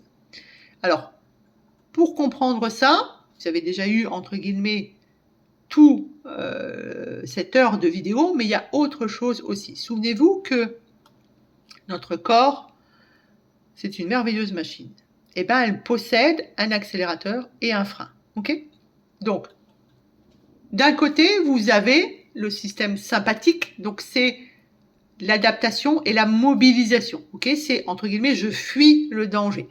Il va intervenir à partir du moment où vous avez besoin d'agir rapidement. Et qu'est-ce qu'on fait aujourd'hui? On ne prend plus le temps de rien faire, on fait tout rapidement. Ben là, je ne l'ai pas fait parce que je vous ai fait une vidéo, vous allez voir, ça va exploser les timers. On a besoin du système sympathique pour se concentrer, par exemple. On a besoin du système sympathique pour faire face à un défi. Okay ? Et on en a besoin pour produire un effort. Qu'est-ce qu'il fait? Il augmente la fréquence cardiaque. Il va augmenter la vigilance et il va augmenter la disponibilité énergétique. C'est pour ça souvent qu'on a besoin de sucre ou de sel. Entre guillemets, c'est notre accélérateur. Okay ? Sans lui, c'est pour ça que je vous disais que le cortisol n'est pas votre ennemi, sans lui, on n'est pas capable, entre guillemets, de réagir face aux situations qui sont importantes. Et de l'autre côté, vous avez le fameux système parasympathique. Donc lui, c'est vraiment le système, il faut vraiment que ça vous mettiez dans votre tête une bonne fois pour toutes. C'est celui qui va permettre la récupération, la digestion, la réparation, le repos et la régénération. La loi des R, comme je dis toujours. C'est notre frein. Un frein, de nouveau, ça ne veut pas dire qu'on va être inactif, ça ne veut pas dire qu'on ne va rien faire. Okay ? Un organisme en bonne santé, c'est un organisme qui est capable d'accélérer quand il le faut, et qui est capable aussi de ralentir, entre guillemets, quand le danger, quand le besoin est terminé. Et la santé, vraiment, elle dépend de ça, elle dépend de cet équilibre-là. Le problème aujourd'hui, c'est que on est beaucoup trop longtemps, voire tout le temps, en mode accélération. Normalement, au départ, notre système de stress, il est conçu pour répondre à des situations qui sont ponctuelles. Un danger, un effort, une urgence, etc., etc. Et puis, on est censé revenir au calme. Sauf que aujourd'hui, les sources de stress ont changé et notre corps a l'impression d'être en danger en permanence. La surcharge professionnelle, les sollicitations permanentes, et je pense notamment à vos bip-bip sur vos sacro-saints téléphones, les informations incessantes de partout, les difficultés relationnelles, une charge mentale qui est importante qu'on s'impose ou qu'on nous impose, un manque de récupération. Et là, votre cerveau, il ne reçoit que des signaux d'alerte. En gros, vous êtes appuyé à fond sur l'accélérateur. Et donc, vous allez sécréter de nouveau du cortisol. Alors, on parle du cortisol, vous le savez, j'ai fait plein de vidéos là-dessus, comme l'hormone du stress. Mais là, c'est pareil. On a tout intérêt à être nuancé. C'est absolument pas notre ennemi, comme je vous le disais. C'est une hormone qui est essentielle. Pas de mobilisation d'énergie, pas de régulation de l'inflammation, pas de maintien de la pression artérielle, pas d'adaptation aux situations difficiles si vous n'avez pas de cortisol. Okay. Et le problème, c'est pas d'en avoir ou de pas en avoir. Le problème, c'est d'être régulier dans, entre guillemets, ce rythme du cortisol. D'accord ? Le cortisol, normalement, est plus élevé le matin parce que le but, ça va être qu'on puisse démarrer notre journée correctement. Et normalement, il est censé diminuer progressivement. 8h, midi, 17h, 21h. Le soir, normalement, notre organisme est censé rentrer en phase de récupération. Le problème, c'est que vous êtes en mode Ferrari toute la journée, en mode sympathique, et donc c'est difficile le soir d'être dans cette phase de récupération. Et c'est là où la respiration, parce qu'elle fait le dialogue, entre guillemets, entre le corps et le cerveau, qu'elle va nous aider. Cette respiration qui est automatique, mais qui est aussi volontaire, eh ben, on va s'en servir pour faire une passerelle entre le conscient et l'inconscient. Parce que si on n'est pas capable de dire à notre cœur de ralentir, si on n'est pas capable de dire à notre estomac de digérer davantage, si on n'est pas capable de diminuer notre cortisol, on est capable de le faire en modifiant notre respiration. Et c'est cette modification qui va envoyer l'information au cerveau. À partir du moment où vous avez une respiration qui est lente, à partir du moment où vous avez une respiration qui est régulière, eh bien vous allez forcément avoir une action sur ce système nerveux. La fréquence cardiaque, en fait, elle est jamais au même rythme. Et maintenant, avec les montres connectées, on le voit très bien, mais vous le voyez bien aussi quand vous allez chez le cardiologue, etc. Et c'est normal. On a des petites variations entre guillemets, deux battements cardiaques. Cette capacité d'adaptation de la fréquence cardiaque, ça s'appelle variabilité de la fréquence cardiaque. Donc ça s'appelle VFC. En anglais, entre guillemets, si vous lisez des livres anglais, c'est HRV. Cette variabilité cardiaque, elle est associée à une meilleure capacité d'adaptation du système nerveux. On en parle beaucoup dans toutes les... comment je pourrais dire ça ? Dans toutes les études, on va dire, qu'on a fait justement chez le sportif, dans la gestion du stress, chez les problèmes cardiaques, etc., etc. Lorsque vous avez une respiration qui est lente, on dit entre 5 et 6 respirations par minute, eh bien on sait que notre respiration va se synchroniser avec notre rythme cardiaque. C'est ce qu'on appelle la fameuse cohérence cardiaque. Je mets le cœur et les poumons en cohérence. Ça ne veut pas dire que la cohérence cardiaque va résoudre tous les problèmes de la Terre, mais ça veut juste dire que c'est un outil qui est ultra intéressant, justement parce qu'elle va travailler sur cette variabilité de la fréquence cardiaque et que ça va nous permettre d'aider pour réguler les émotions, entre guillemets, pour réguler la physiologie. Et c'est le nerf vague qui est la voie majeure de communication, entre guillemets, entre mes organes et mon cerveau, que ce soit le cœur, le poumon, le tube digestif, etc., etc. C'est parce que je vais respirer grâce au diaphragme, grâce aux différences de pression thoracique, grâce au rythme respiratoire, que ça va donner une information au cerveau, et c'est le nerf vague qui s'occupe de tout ça. Donc le fameux, entre guillemets, bouton je ralentis, il existe dans notre corps. Ça, c'est une image que j'aimerais que vous gardiez, en fait. Notre corps, c'est un tableau de commande et vous avez un bouton pour la mobilisation, vous avez un bouton pour l'action, vous avez un bouton pour l'adaptation, mais vous avez aussi, et c'est ça que je veux que vous entendiez dans cette vidéo, un bouton pour le « je ralentis ». Il existe, il est pas à l'extérieur de vous, c'est pas quelqu'un ou un complément alimentaire qui va vous l'envoyer, même si le magnésium aide beaucoup, les vitamines B aussi, mais c'est à l'intérieur de notre corps, c'est de la physiologie, c'est le nerf vague, c'est le diaphragme, c'est la respiration, c'est le fait d'inspirer calmement un gaz, de l'expirer doucement et d'essayer d'allonger justement votre expiration.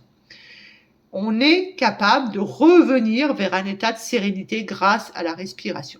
Donc là, de nouveau, on s'installe correctement. Alors correctement, ça veut dire confortablement. On essaye de relâcher les épaules, on n'a pas les épaules là, hop, on descend les épaules, on pose notre langue, on ferme la bouche et on inspire par le nez.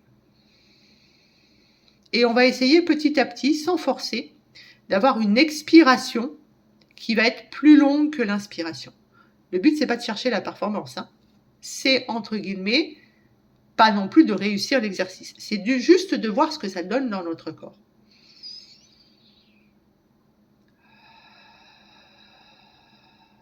Et on y va doucement.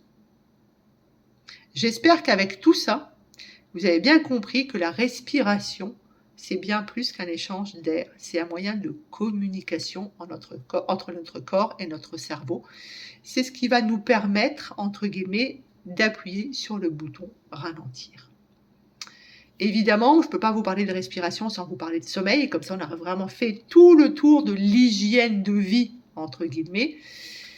Notre souffle va préparer notre nuit. On passe, entre guillemets, un tiers de notre vie, en général, à dormir. Et pourtant, le sommeil, ça reste souvent considéré comme, entre guillemets, une simple période où le corps se met en pause. J'ai même encore des gens qui pensent que c'est une perte de temps. Eh bien, en fait, le sommeil, c'est exactement l'inverse. Pendant notre sommeil, il y a quelque chose qui est ultra important, c'est que notre cerveau va être capable de trier et de consolider les informations. C'est pour ça qu'on dit, d'ailleurs, essayez de relire vos cours juste avant de vous endormir. C'est le moment où notre système immunitaire va se réguler. Donc, si vous avez de l'inflammation, si vous avez des maladies auto-immunes, par exemple, si vous avez des maladies importantes comme le diabète, etc., ça serait peut-être bien de travailler sur votre sommeil. C'est le moment où nos tissus vont se réparer. En gros, je dis toujours, à partir du moment où on commence à dormir, il y a plein de petits ouvriers qui, vont tout réparer. C'est le moment où nos hormones vont enfin suivre leur rythme très précis. Et c'est surtout le moment où notre système nerveux va récupérer. Donc en fait, dormir, c'est vraiment un acte biologique de maintenance. Ok. Mais pour pouvoir rentrer dans cet état de récupération, de maintenance, de réparation de notre corps, eh ben on a intérêt à envoyer l'information de notre corps. La journée est terminée, on peut ralentir, et c'est la respiration qui va vous permettre d'amener ce message-là. Donc, pour pouvoir, entre guillemets, se dire que le sommeil va être de qualité, il faut entendre que le sommeil il va commencer bien avant que vous fermiez les yeux. Notre organisme, il va préparer notre nuit plusieurs heures avant que vous vous mettiez dans votre lit. On va avoir besoin, pour notre horloge biologique, d'avoir une température corporelle qui baisse, d'avoir de la mélatonine, d'avoir un cortisol qui baisse et d'avoir une activité nerveuse, entre guillemets, au ralenti. Et bien pour passer de l'état, entre guillemets, de surveille, j'ai envie de dire, à l'état de sommeil, notre système nerveux, il va avoir besoin de passer par différents modes. Et notamment, on doit quitter le mode action, le mode hypervigilance, le mode je résous un problème, pour aller vers du repos, de la récupération, de la réparation. Et c'est la respiration qui va aider ça. Le soir, entre guillemets, on a besoin d'apprendre à notre corps à ralentir. Et la société actuelle, elle est complètement dans ce paradoxe. Parce qu'en fait, on est fatigué, mais notre cerveau va continuer à être en plein régime.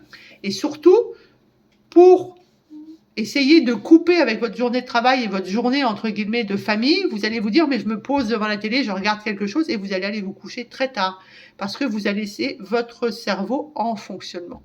Des pensées répétitives, de l'anticipation, mais comment va se passer demain et la liste de tout ce que je dois faire. On a des difficultés à couper aujourd'hui, notamment parce qu'on scrolle beaucoup sur notre téléphone. Et là, on met notre système nerveux en mode activité. Votre corps, il est allongé et pourtant, le cerveau est encore en train de travailler. Comment voulez-vous dormir avec un sommeil réparateur? C'est absolument pas possible. Et c'est là où la respiration, elle va intervenir, puisque l'inspiration, entre guillemets, est dans l'idée de la mobilisation, alors que l'expiration est dans l'idée plutôt du relâchement. Donc on va, le soir, plutôt faire des respirations où l'expiration sera plus longue que l'inspiration. Et si vous n'êtes pas entraîné dans la journée, ça va forcément être compliqué. Donc on inspire doucement par le nez et on expire très lentement par la bouche ou par le nez si vous le souhaitez. L'objectif, c'est de pouvoir créer un rythme qui est calme et qui est confortable et qui va envoyer cette information de nouveau de sécurité. Et bien sûr, la respiration nocturne, si on s'est bien entraîné dans la journée, eh bien, ça serait bien qu'elle soit uniquement par le nez. Notamment, vous voyez bien, hein, je veux dire, quand vous avez le nez bouché, par exemple, quand vous êtes en allergie, etc., voire quand vous avez des polypes et tout, ben, on voit très bien qu'on a la bouche sèche au réveil, qu'on a peut-être ronflé, voire qu'on a eu un sommeil beaucoup moins confortable. Donc, on essaye petit à petit, entre guillemets, d'apprendre dans la journée à respirer par le nez pour être capable de le gérer correctement dans la nuit, que ça se fasse, entre guillemets, automatiquement. Et on ne parle pas du tout de contraintes, comme j'en ai entendu parler ce matin. Donc, l'idée, c'est de diminuer l'hypervigilance qui est liée à notre société aujourd'hui. C'est de ralentir notre rythme cardiaque, c'est de favoriser notre digestion et c'est de permettre enfin de faire un processus de réparation. Plus votre respiration elle est lente, plus vous allez envoyer cette information au système nerveux autonome. Ce que j'ai souvent aussi en consultation, c'est que ah, mais je m'endors correctement. Bah oui, forcément, vous êtes tellement tanné que vous vous endormez, vous êtes HS, vos mitochondries n'ont pas fait assez d'ATP pour tout ce que vous avez dépensé, et pourtant elles font entre 50 et 60 kg d'ATP, vous imaginez. Mais vous allez vous réveiller vers 2-3 heures du matin, et vous allez avoir, entre guillemets, des difficultés pour vous rendormir. Et ça, je l'entends quasiment tous les jours en consultation. Alors, ça peut être le stress, ça peut être l'environnement, ça peut être les habitudes de sommeil, ça peut être de la douleur, ça peut être vos hormones, bien sûr. Ça peut être des troubles de respiration, comme l'apnée du sommeil, ça peut être des facteurs métaboliques, etc., etc. En tout cas, ce qu'il y a de sûr, c'est que 2-3 heures du matin, c'est l'heure où on commence à sécréter du cortisol. Et si votre cerveau repart en hypervigilance la nuit, vous allez avoir des difficultés puisque vous allez passer tout de suite en mode sympathique, donc en mode le cortisol qui est normalement là, il va faire pouf, et donc vous ne réussirez pas à vous rendormir. Donc l'idée, c'est de se dire, certainement pas si je dors pas, demain je serai épuisé. Non, parce que là, vous allez activer encore plus le mode, entre guillemets, système d'alerte. Là, ça va être de se dire, simplement, je ressens mon souffle, les exercices qu'on a fait ensemble. Je le ralentis, je lutte pas. Et ça marche très bien. La respiration, ça peut aussi être un rituel de coucher, ok ? On diminue les lumières, on évite les stimulations fortes. Donc, en gros, on abandonne votre sacro-saint téléphone. On peut faire un petit peu d'étirement doux et on va passer sur une respiration calme. Donc, par exemple, avant de dormir, on peut faire un exercice très simple. Là aussi, on s'installe confortablement. On va mettre sa main sur le ventre et on va respirer avec le nez. Et on va ressentir ce ventre qui va naturellement accompagner le mouvement de respiration. Et petit à petit, on va faire le nécessaire pour que l'expiration s'allonge légèrement et on va faire ça pendant quelques minutes. Le but, c'est pas de se dire ça me fait dormir. Le but, c'est simplement de créer des conditions de repos. Le sommeil, entre guillemets, c'est pas un effort, hein, c'est un état que nous, on va permettre. Ok ? D'où l'idée d'aller chercher qu'est-ce qui s'est passé avant. Est-ce qu'à un moment, on s'est senti en insécurité dans, entre guillemets, notre sommeil à un moment dans notre vie. Donc, le sommeil, c'est un écosystème. La respiration, c'est un outil. Ok ? La lumière naturelle le matin, l'activité physique adaptée, l'alimentation compatible avec notre âge, notre sexe et notre sédentarité, la température de la chambre, la gestion du stress, l'environnement fondamental, tout ça, il n'y a pas un bouton unique. C'est l'ensemble de tout ça qui va amener des signaux qui seront cohérents au corps. Donc, on a vu les cellules, on a vu l'énergie, on a vu le stress, on a vu le sommeil, on a vu le diaphragme, bien sûr. On va parler respiration et mouvement, et je vous rassure, on a bientôt fini. L'idée, c'est d'apprendre à mieux respirer pour mieux bouger et surtout pour récupérer et vieillir en pleine santé. Notre corps, ne l'oublions jamais. Nos gènes viennent des Homo sapiens sapiens. Il n'y a que 10% des gènes qui ont changé depuis cette époque-là. Il est fait pour marcher, il est fait pour porter, il est fait pour courir, il est fait pour danser, il est fait pour chanter, il est fait pour jardiner, il est fait pour explorer, il est fait pour créer. En tout cas, il est inscrit dans une biologie de mouvement. Okay ? Et nos muscles ont besoin d'énergie pour le mouvement. Notre énergie pour les muscles et pour ce mouvement-là va dépendre de notre, vous l'avez bien compris, je l'espère, capacité à nous servir de notre oxygène et donc à nos mitochondries. Donc, le muscle et l'oxygène, c'est vraiment une histoire, entre guillemets, d'énergie. À chaque fois qu'on va utiliser nos muscles, vous l'avez bien compris, on va créer de l'ATP. Cet ATP, c'est le carburant de notre cellule. Donc, on a besoin de nutriments, on a besoin d'oxygène et on a tout intérêt à avoir des muscles. Et on a tout intérêt à solliciter nos muscles. C'est une des raisons pour laquelle je dis toujours activité physique régulière et ça va nous permettre de gérer notre capacité respiratoire. Ensuite, le mouvement, ça va entraîner aussi nos mitochondries. En gros, lorsqu'on fait de l'exercice, notre corps s'adapte. Il devient, entre guillemets, pas simplement plus fort, il devient surtout beaucoup plus efficace. L'activité physique régulière, ça donne une meilleure utilisation de l'énergie, une adaptation cardiovasculaire et la création et l'efficacité de la mitochondrie. On crée, mais surtout, on a des mitochondries qui sont efficaces et bien sûr, ça améliore la circulation du sang. Le muscle, c'est une usine métabolique. C'est pourquoi l'activité physique, c'est un des grands leviers de la prévention de la santé. Donc, on a tout intérêt à apprendre à respirer pendant l'effort et donc de trouver notre rythme. La respiration efficace va dépendre évidemment du contexte. Lorsqu'on fait un effort qui est intense, on va avoir évidemment une respiration plus rapide, c'est normal, parce qu'on va avoir besoin de plus d'énergie. Lorsqu'on est dans une activité d'endurance, une activité qui est plus douce, qui est plus modérée, eh ben on a tout intérêt à apprendre à retrouver une respiration qui est plus contrôlée. D'où l'idée de faire de la marche active, de faire de la randonnée, de faire du vélo mais pépère, de faire des exercices de mobilité. Tout ça, ça va nous aider. Et c'est vrai que le best-of, c'est la marche. C'est un exercice qui est simple, mais c'est un exercice qui est extraordinaire parce que ça va activer les muscles, ça va stimuler notre circulation du sang, ça soutient notre métabolisme. Plus vous faites du muscle, plus vous avez un métabolisme de base qui augmente, donc plus vous perdez des centimètres. Ça améliore l'humeur, bien sûr, et ça favorise la régulation du stress.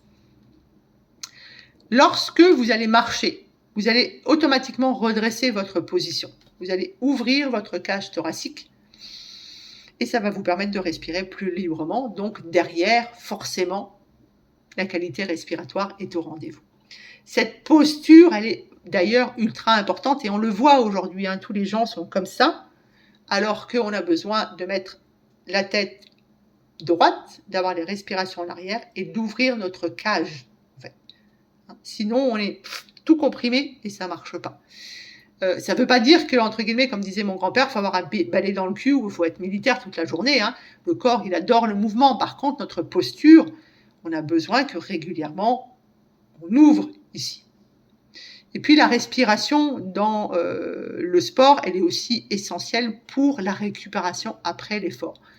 La respiration, elle va justement accompagner cette transition. Elle va permettre un ralentissement progressif, elle va permettre un retour au calme cardiovasculaire et puis elle va surtout permettre une détente musculaire. Donc encore une fois, le but, c'est pas de contrôler brutalement votre corps, c'est de lui envoyer un signal de récupération. Et notamment, on sait aujourd'hui que avec l'âge, on va avoir tendance à perdre du muscle, à perdre de l'équilibre, à perdre de la mobilité, donc à perdre de l'autonomie. Le muscle reste un organe essentiel. Il participe au métabolisme, à la gestion du sucre, à la réserve fonctionnelle. Donc, il faut qu'on bouge. Mais pour pouvoir bouger sans que ça soit compliqué, eh bien, il faut qu'on apprenne à respirer et qu'on accompagne cette dynamique, entre guillemets, de mouvement. Un corps qui respire bien, c'est un corps qui va forcément être beaucoup plus mobile. Donc, essayez, si possible, lorsque vous faites du jardinage, lorsque vous montez les escaliers, lorsque vous faites des étirements, lorsque vous faites une activité physique, même lorsque vous êtes là en train de regarder cette vidéo qui dure depuis 1h20, eh bien, soyez un petit peu au présent et voyez comment est votre respiration et comment vous pourriez, entre guillemets, j'ai envie de dire, l'améliorer. Lorsque vous faites de la marche, par exemple, vous pouvez très bien légèrement ralentir votre rythme, redresser votre posture, laisser vos bras bouger et voyez comment adapter votre respiration uniquement avec le nez. On dit que si vous êtes obligé, quand vous respirez, de respirer par la bouche, quand vous marchez, de respirer par la bouche, ça veut dire que votre cardio ne suit pas et que votre marche, pour l'instant, n'est pas en adéquation, entre guillemets, avec votre respiration. D'ailleurs, la marche afghane, c'est ce qui nous permet de faire cette adaptation. Donc, aujourd'hui, l'idée, c'est, pour cette fin de vidéo, comment j'intègre concrètement la respiration dans mon quotidien. Il y a les exercices qui sont simples. L'idée, c'est de retrouver une respiration physiologique, donc en fonction de vous. Ok. Il y a la théorie, et puis il y a ce qu'on fait en vrai. Et vous êtes souvent à me dire, ah oui, la respiration, j'ai oublié. Ah ben non, j'ai pas le temps. Ah ben je machin. Alors, on va essayer de faire ça de manière simple. Premièrement, on va essayer d'observer. Avant de vouloir modifier quelque chose, prenez le temps de vous observer. Vous ne pouvez pas corriger votre respiration si vous ne regardez pas ce que vous faites. Donc, est-ce que je respire par le nez ou est-ce que je respire par la bouche? Est-ce que ma respiration, elle est rapide ou est-ce qu'elle est calme? Est-ce que c'est mon ventre qui participe au mouvement ou pas? Est-ce que ça m'arrive de bloquer ma respiration? Comment je respire quand je suis stressée? Vous allez prendre le temps, sur plusieurs jours, de vous observer. Il n'y a pas de bonne ou de mauvaise réponse, on est là pour s'observer. Et puis, petit à petit, on va commencer par une chose, on va retrouver notre respiration nasale. Vous vous souvenez, je filtre l'air, j'humidifie, ça me permet une respiration plus calme, je suis tout de suite en lien avec l'olfactif et je vais donc du coup envoyer l'information, bouton ralentir, vous vous souvenez? Donc, quand vous êtes un petit moment au calme, respirez par le nez. Ça peut être un moment où vous marchez, un moment où vous faites une pause de la journée, etc., peu importe. Et l'objectif, c'est pas la perfection. De nouveau, c'est de rétablir un processus physiologique. Ensuite, on va passer à la respiration diaphragmatique. Donc là, on va prendre un peu plus de temps, on va s'installer confortablement, on va mettre la main sur le ventre et la main sur la poitrine, on va inspirer par le nez et on va laisser naturellement, puisqu'on le fait depuis notre enfance, le ventre accompagner notre respiration. On va expirer tranquillement, on ne pousse pas, on ne gonfle pas volontairement notre ventre. Le diaphragme, c'est un muscle. Il va falloir de nouveau qu'on lui apprenne à travailler. C'est la régularité qui va faire qu'il soit de plus en plus mobile. Étape suivante, si j'ai bien compté, on est à la 4e, on va essayer de plus en plus d'expirer de manière prolongée parce que c'est ce qui va nous donner ce fameux signal de ralentissement. Donc on inspire doucement, on expire et petit à petit on va expirer de plus en plus longtemps. Normalement on dit une inspiration c'est 4 secondes, une expiration c'est 6 et on va commencer comme ça. Et cette respiration là où l'expiration est plus longue, elle est ultra intéressante parce qu'elle aide vraiment avant de dormir, elle aide si vous avez un moment de stress, elle aide avant un rendez-vous important parce que le message que vous envoyez au corps, c'est je peux ralentir. La plus connue, c'est la cohérence cardiaque. La cohérence cardiaque, ça vous permet de retrouver un rythme régulier puisque on va faire à peu près 6 respirations par minute. Inspiration douce, expiration douce. Et c'est surtout le rythme régulier qui va être intéressant. C'est quelque chose qui régule le stress. C'est quelque chose qui met en cohérence le cœur et les poumons. C'est pas une solution magique. Par contre, on sait que c'est un système d'adaptation qui est ultra génial. C'est ce qui va vous permettre de vous entraîner comme vous vous entraînez pour tous les autres muscles. Il y a évidemment la respiration consciente. Alors ça, on est un petit peu plus dans, entre guillemets, le New Age, etc., etc. En tout cas, l'idée, c'est de se dire, pendant 1 minute, on se pose, je sens l'air qui rentre, je sens l'air qui sort, j'observe mes sensations. Jamais avec du jugement, sans forcément chercher à modifier. De nouveau, on est dans la conscience. Ça nous permet de revenir au moment présent. Le fait d'être dans le moment présent nous permet de ralentir, d'éviter d'être dans la tristesse dans le passé et d'éviter d'être dans les peurs pour le futur. En tout cas, l'idée pour moi, c'est vraiment d'intégrer la respiration dans votre vraie vie. L'idée, c'est pas de faire un exercice parfait pendant 30 minutes parce que personne ne le fera. C'est plutôt d'essayer de faire de la ritualisation, donc de créer des rendez-vous avec votre souffle. On peut le faire au réveil, on prend 3 respirations conscientes. On peut le faire avant un repas parce que ça va nous permettre de passer en parasympathique de manière systématique, donc de digérer. On peut le faire pendant qu'on marche, on observe le souffle, on observe sa posture, par quoi on respire, est-ce que notre rythme est bon justement par rapport à notre capacité. On peut le faire évidemment avant de dormir. Tout ça, c'est des petits gestes qui vont faire que lorsque ça sera répété, vous allez avoir une vraie hygiène respiratoire. Et vous savez maintenant ce sur quoi ça joue. Alors, pour moi, il y a des erreurs à éviter. Ok ? La respiration, ça ne doit pas devenir une contrainte. Ça ne doit pas être non plus de nouveau une source de contrôle ou une source de stress. On évite de forcer. On évite, en tout cas, notamment au début, d'être dans le plus profondément possible et surtout, on ne l'est pas en manière permanente. On évite de multiplier les exercices qui sont complexes, notamment au début. Une bonne respiration, c'est quelque chose qui est simple, qui vous emmerde pas, une respiration qui est silencieuse, qui est fluide et surtout qui est adaptée à vous. C'est-à-dire qu'en gros, vous avez envie de le faire. Et de nouveau, on va bien poser nos pieds sur le sol, on va relâcher nos épaules, on va fermer notre bouche. On inspire par le nez. On expire lentement. Encore un coup, on a bien les épaules, les pieds bien sur le sol.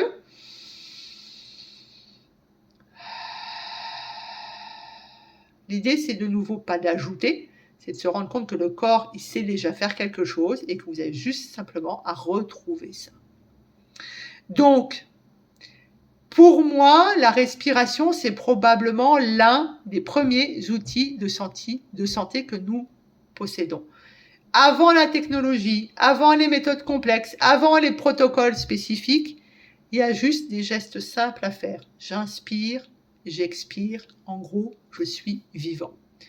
Pour moi, prendre soin de sa respiration, c'est prendre soin de son terrain. Parce qu'on est vraiment dans l'idée de je fais un lien dans l'environnement, dans mes cellules, je soutiens mon énergie, je dialogue avec mon cerveau, je participe à un sommeil de qualité, je régule mon stress. Mais je pense que c'est avant tout un retour à une chose qui est essentielle, que notre corps possède depuis le début. Faut-il encore apprendre à l'utiliser ? C'est vraiment le premier geste de santé et le dernier souffle de notre vie. Donc cette vidéo, elle a été longue, elle fait 1h36, mais n'empêche que la respiration, c'est vraiment le fil conducteur de toute notre existence.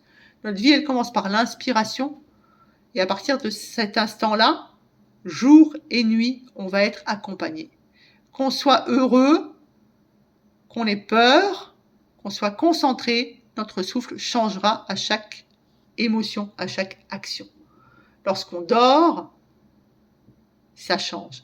Notre souffle, c'est vraiment un travail silencieux.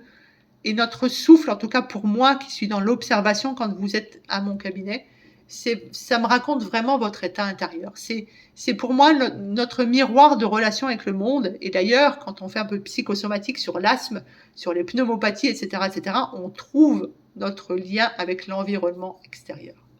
Donc, on a appris plein de choses sur la respiration. Il n'empêche que je vous ai quand même parlé du sommeil, de l'alimentation, etc., Dans notre société, on cherche très souvent, et ça je peux le voir depuis 16 ans, à optimiser plein de choses. Le best-of dans l'alimentation, dans l'activité physique, dans les performances, etc. Et on oublie en fait qu'il y a des choses très simples qui existent. On va aller chercher des outils sophistiqués, on va se connecter de partout, etc. Je ne vous parle même pas de toute la gestion anti-âge. Et pourtant, il y a un outil qui est fondamental, qui est présent depuis notre naissance, un outil qu'on a toujours avec nous, qui nécessite aucun abonnement, aucun équipement, aucune technologie, c'est notre souffle. Et c'est notre fameux bouton « je ralentis ». Il existe, en fait. C'est un acte individuel, mais c'est aussi un acte universel. C'est le premier acte de notre vie. Ça sera bien sûr le dernier, mais entre ces deux souffles, ça nous accompagne tout le temps. Et j'aimerais bien qu'aujourd'hui, vous puissiez être capable de lui redonner la place qu'elle mérite, cette respiration. Pas une technique de plus, non. Un retour à l'essentiel. Pour moi, prendre soin de soi, ça commence tout simplement par reprendre son souffle. Donc, avant d'aller chercher des solutions qui sont compliquées, Revenons aux outils fondamentaux. Avant de faire de la médecine verte et se dire j'ai ça, je prends un complément alimentaire pour tout ça, revenons à la base. La respiration, c'est gratuit, c'est disponible à chaque instant et pourtant vous l'oubliez. N'oublions pas que notre corps, c'est une merveilleuse machine et qu'on a plein d'outils à l'intérieur de nous et que cette respiration, c'est aussi un moyen de communication. Alors, ça a été un petit peu long, mais il n'empêche que cette vidéo, ça vous donne un atout incroyable. J'espère que vous l'avez compris. Et je vous dis à bientôt. Respirez.